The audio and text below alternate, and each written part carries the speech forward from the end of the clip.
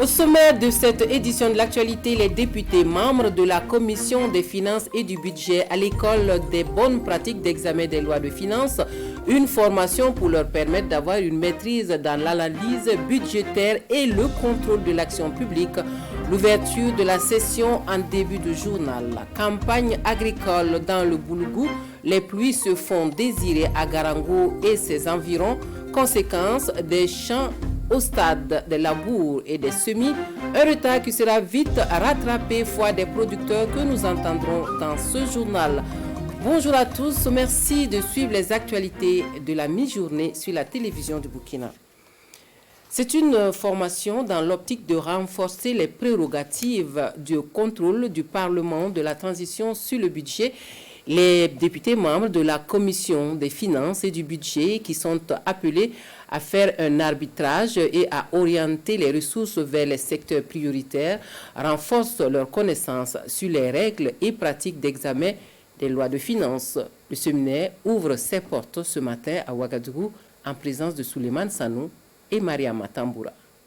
Cette formation vise à renforcer les capacités des acteurs chargés de conduire le processus de vote du budget à son terme. Pendant 5 jours, ces députés membres de la Commission des finances vont être outillés sur les règles et pratiques d'examen des lois de finances. Plusieurs axes seront abordés afin de permettre aux députés d'avoir des notions qui sied à l'examen de la loi de finances. Notamment les rubriques concernant les investissements, concernant donc les emprunts et les capitaux. Il sera également question de nous attarder sur le budget programme, qui est donc une recommandation de l'organisation ouest africaine. Et le Burkina Faso n'étant pas en marge de cette organisation depuis un certain nombre d'années, c'est donc inscrit dans cette dynamique. C'est la première fois que cette législature va sacrifier à cette tradition. Et ce présent séminaire vient renforcer les compétences des députés à satisfaire à une obligation constitutionnelle qui est de consentir l'impôt. Comme le prévoit la Constitution, le gouvernement élabore bien sûr le budget, mais l'Assemblée doit bien sûr s'assurer que ce budget répond bien sûr aux aspirations donc, de développement donc, de notre pays et bien sûr doit auditionner tous les acteurs pour voir la pertinence bien sûr donc, de ce budget et également faire un équilibrage pour essayer donc de recadrer cela, donc orienter vers les secteurs que nous jugerons les plus pertinents bien sûr pour l'atteinte du développement et les secteurs prioritaires donc, de notre pays. Les attentes sont à tous les niveaux, selon le président de l'Assemblée législative de transition. Cette session de formation ne va donc pas se limiter à la loi de finances initiale.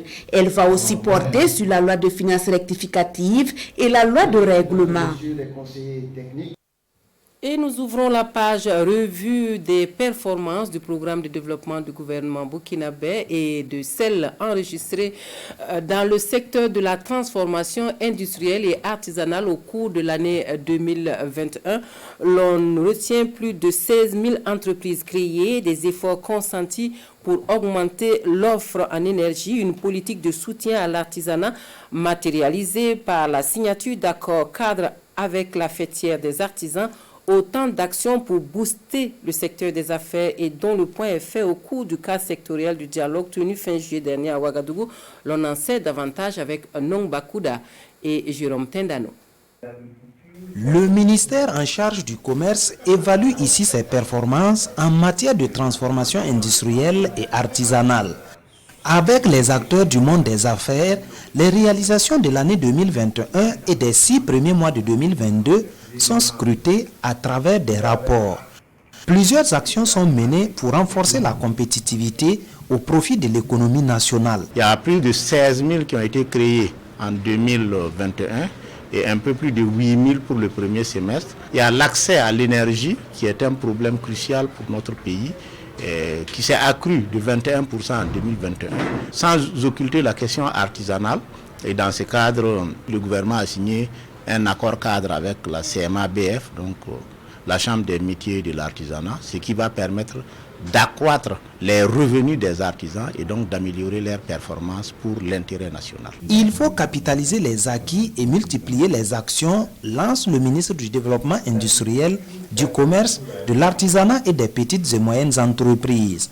Abdoulaye Tal appelle ses collaborateurs du public comme du privé à plus de diligence et de célérité dans l'accomplissement des tâches tout en tenant compte des difficultés financières du moment.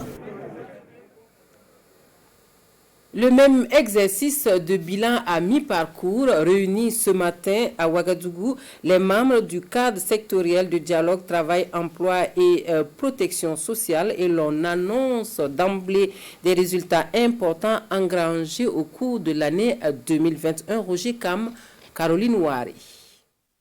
La formation de plus de 400 entrepreneurs touristiques sur les mécanismes de financement, l'organisation de 64 championnats nationaux en sport et loisirs, dont 9 championnats dames, et la tenue de la Semaine nationale de la culture des universités du Burkina, voilà entre autres acquis de 4 départements ministériels, celui en charge de la communication et du tourisme, des sports et loisirs, de l'éducation nationale et celui des enseignements supérieurs. Des résultats pour le compte de l'année 2021 et le premier semestre de 2022 félicités ici par les différents acteurs. Nous sommes à plus de 84% d'objectifs atteints.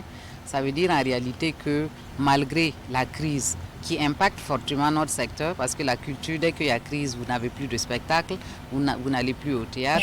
Du CSD. Mesdames et messieurs, les acteurs ont développé des initiatives, en tout cas qui sont évaluées à un taux assez performant. Toutefois, d'énormes défis restent à relever pour un meilleur rayonnement de ces départements ministériels. Parmi ces défis, la restructuration du secteur privé, le financement des investissements structurants de base et la réforme des politiques publiques. Voilà, avec un taux de réalisation physique de plus de 84% des activités planifiées pour l'année 2021.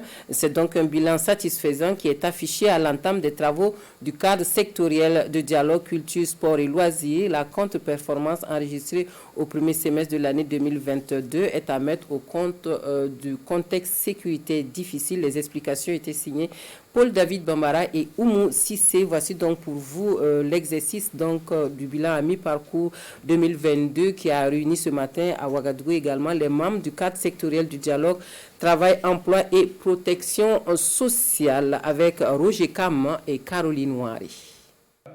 Citons la vérification des présences faites. Les travaux de la session débutent avec les présentations des projets de rapport sectoriel de performance annuelle. 2021 aura porté les stigmates des crises au plan sécuritaire et sociopolitique qui sont arrivées au Burkina. Le second volet de la rencontre porte sur le plan d'action sectoriel du présent cadre du dialogue. Il s'agira de présenter les résultats à atteindre pour la période 2022-2025.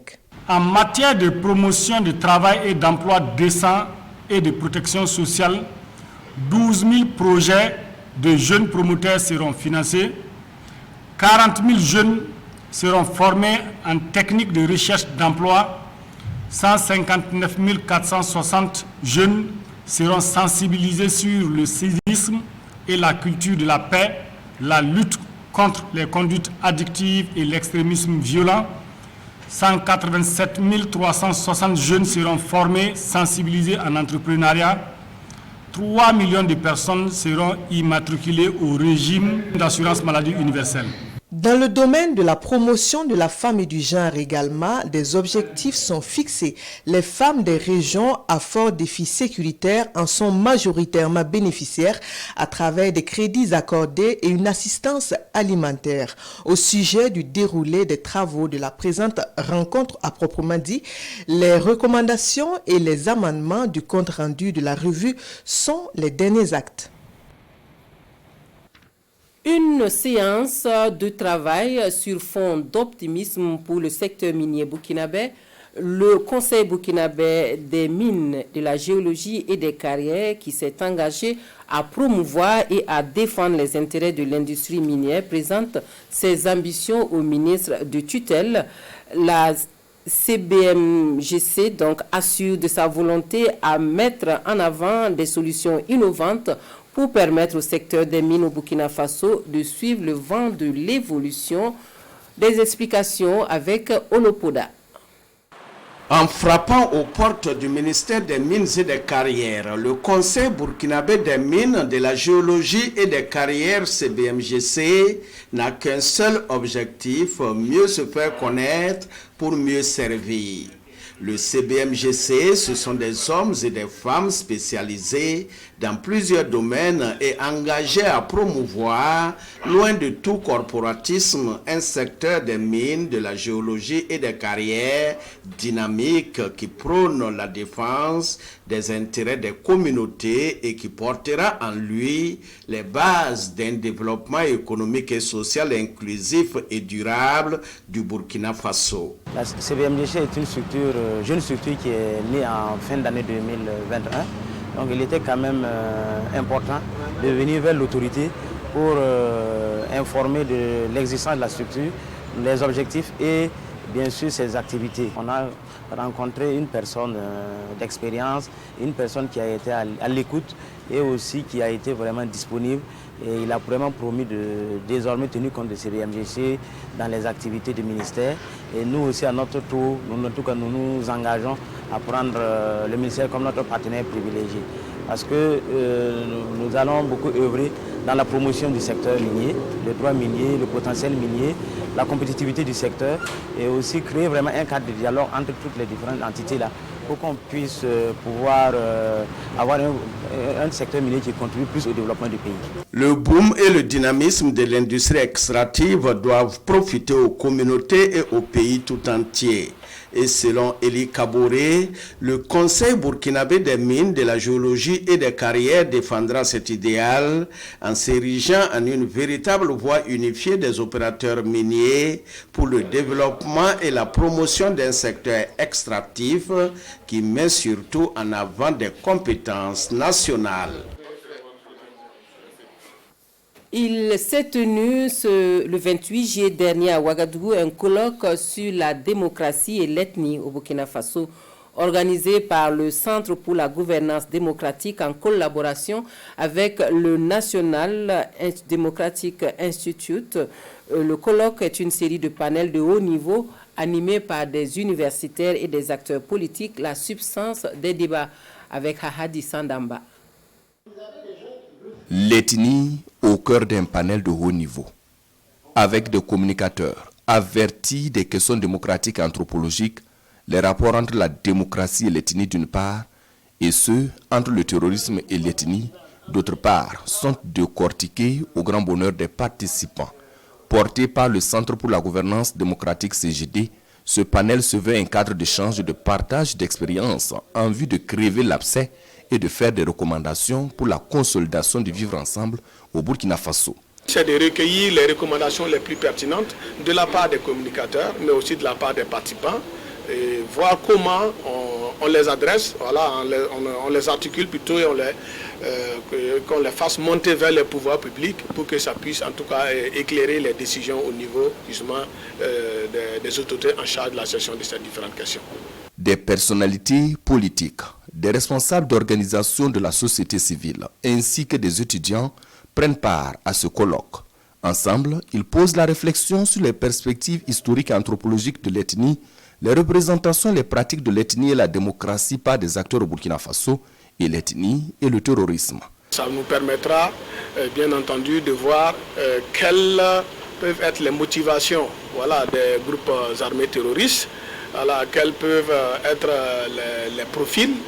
L'idée étant de voir comment l'État peut adresser ces différents problèmes, notamment voir est-ce que parmi les motivations, il y a des motivations qui peuvent être légitimes.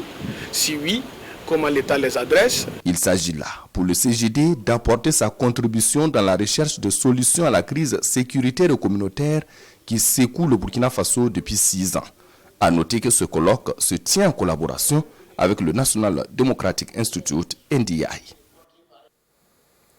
Nous prenons le pouls de la campagne agricole dans la province du Boulgou. À Garango et ses environs, les producteurs s'adonnent à cœur joie, comme vous le verrez tout à l'heure, aux travaux champêtres en dépit des difficultés, notamment le manque d'intrants et la rareté des pluies les 2 dernières semaines du mois de juillet. Mais il n'y a pas de quoi trop s'alarmer, confient les producteurs à notre équipe de reportage de passage dans la zone, suivant le constat fait pour nous par Roger Kam et Nyakiteda.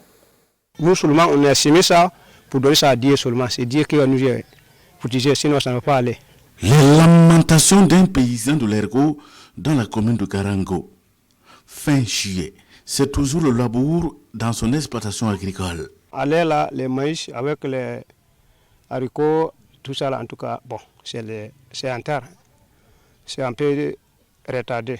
Mais comme c'est pas nos fautes, c'est la pluie là. On a commencé plus tôt, mais on n'a pas la pluie. C'est maintenant que la pluie a commencé à tomber. C'est pour cela que ça revient comme ça là. Idem dans ces champs de 2 hectares détenus par une association d'artistes de la musique traditionnelle.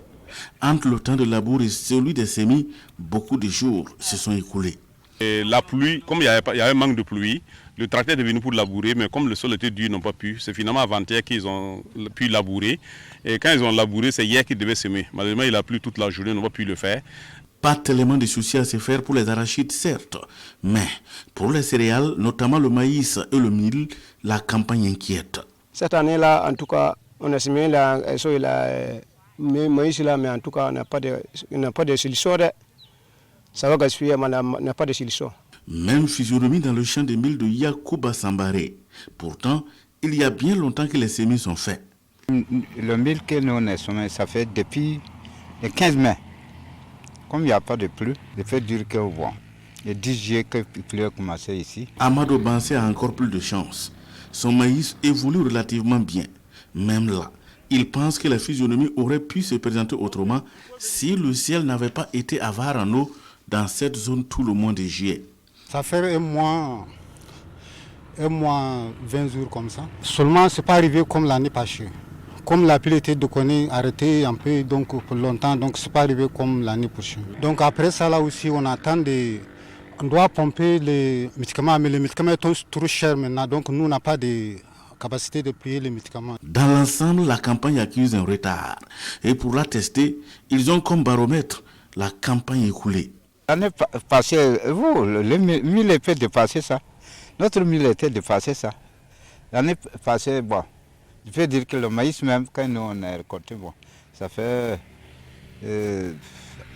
Outre la pluie, les producteurs pointent du doigt le manque d'intrants. Tout s'est dit. On a semé le maïs là, il n'y a pas d'engrais, on va mettre. Engrais, c'est revenu dit. Engrais, c'est 35 000. 35 000, tu vois, toi-même, tu n'as même pas de 5 francs. Comment tu vas faire? Les intrants et la rareté des pluies constituent le véritable talon d'Achille des producteurs de cette partie de la province d'Ibolgou. De Niago à l'Ergo, en passant par Beguido et Garango, les paysans ont un seul rêve, des pluies régulières avec une bonne répartition dans le temps et dans l'espace. Et les produits forestiers non ligneux qui, eux, ont le vent en poupe au Burkina Faso, des cadres de valorisation de ces produits se multiplient au grand bonheur des femmes qui en sont les principales promotrices. L'association Femmes 2000 rebelote avec sa foire placée cette année sous le signe des produits forestiers non ligneux face aux nombreux enjeux, notamment sécuritaires, sanitaires et climatiques. Jean-Eudes Bayala et Mariama Tamboura immortalisent l'ouverture de l'événement. Séance de dégustation de mets locaux, du zamné, du babenda, des feuilles de balanites et bien d'autres. Nous sommes à la foire des produits forestiers non ligneux. Une foire portée par l'association Femmes 2000 pour promouvoir et valoriser cette chaîne de valeur. On travaillait avec des partenaires hors Burkina qui payaient les chenilles, qui payaient le beurre de qualité, qui payaient les amandes de qualité. Et tous ils sont partis. Et il y a eu un impact négatif sur nos activités. Cet impact négatif justifie cette rencontre en salle. Les membres de l'association Femmes 2000 échangent ici avec leurs partenaires. Objectif, susciter leur accompagnement dans la valorisation et la promotion de ces produits forestiers non ligneux. C'est important que nous puissions aller vers ces productions. C'est des productions bio, c'est des productions au niveau local qui permet d'assurer des revenus aux communautés. Alors moi je suis le coordinateur de la Grande Muraille Verte et dans notre programme nous avons 5 axes sur lesquels nous travaillons et l'un des axes touche aux chaînes de valeur.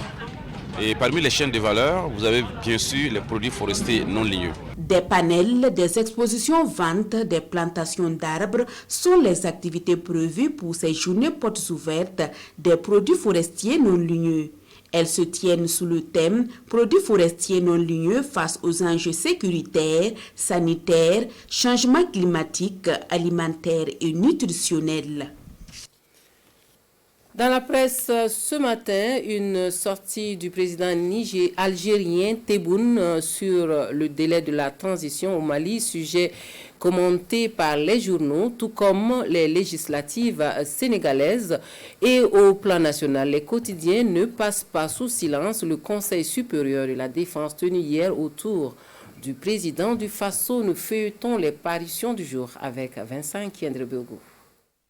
La une de Citoyen est consacrée à la réunion du Conseil supérieur de la défense nationale. Une réunion autour du président du Faso, Paul-Henri Sandaogo Damiba, pour faire le point des différentes mesures prises récemment dans le cadre des opérations de lutte antiterroriste.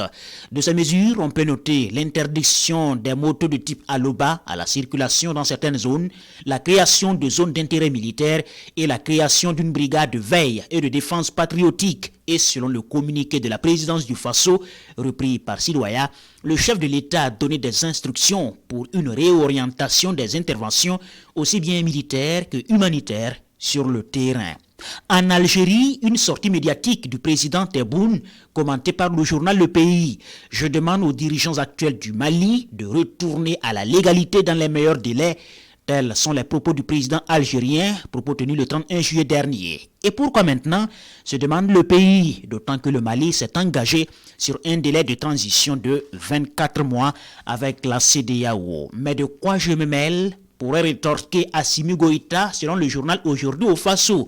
En réalité, cette injonction de l'Algérie est une posture constante du pays qui a toujours mal digéré la façon dont le dossier sécuritaire est géré au Mali, commente Aujourd'hui au Faso, qui ajoute que l'Algérie n'a jamais admis d'être tenue à l'écart de ce dossier brûlant. Au Sénégal, Macky Sall sera-t-il obligé à la cohabitation? Une question de l'observateur parlera que même les grands marabouts se gardent de répondre tout de suite, car la compétition a été des plus âpres et la guerre des chiffres est déclarée entre opposition et majorité présidentielle. En attendant d'être mieux situé, tout semble indiquer que l'on s'achemine en tout cas vers un rééquilibrage du Parlement sénégalais, jusque-là dominé par le camp présidentiel, avec 125 sièges sur les 165 de l'Assemblée nationale. Et on s'arrête ici pour les actualités en français de la mi-journée. La version langue nationale vous sera servie à partir de 14h. Bonne suite de programme sur la télévision de Burkina.